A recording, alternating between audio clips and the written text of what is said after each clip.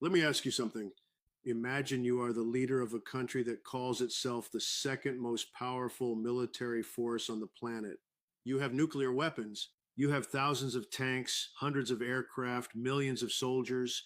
You have been fighting a war for over 4 years. And now, just 2 days before your most important national celebration, the biggest propaganda showpiece of your entire year, you cannot even guarantee the safety of your own capital city. You cannot put a single tank on the street in front of your own people. You have shut down the internet in your own capital. You have deployed hundreds of air defense systems around one city just to protect one parade. And despite all of that, a drone still found its way through your defenses and crashed into a residential high rise building just a few kilometers from the Kremlin itself.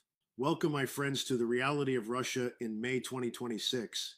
Welcome to the moment when the entire world watched Vladimir Putin make what may be the single most catastrophic strategic miscalculation of this entire war.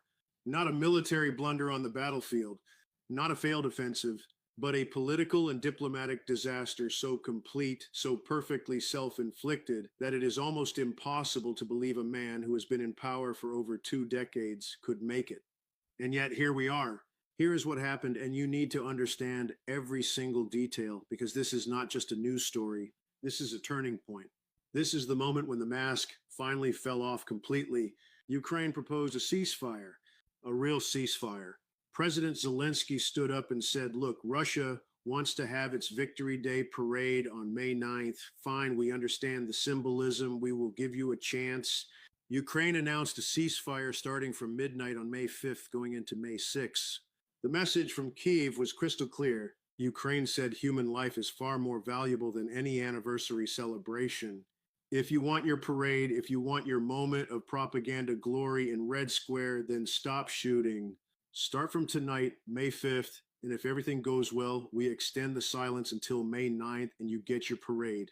Simple, clean, generous even, considering Russia has been bombing Ukrainian cities for 4 straight years. And what did Russia do? Russia launched 108 combat drones and 3 missiles at Ukraine within hours of the ceasefire beginning.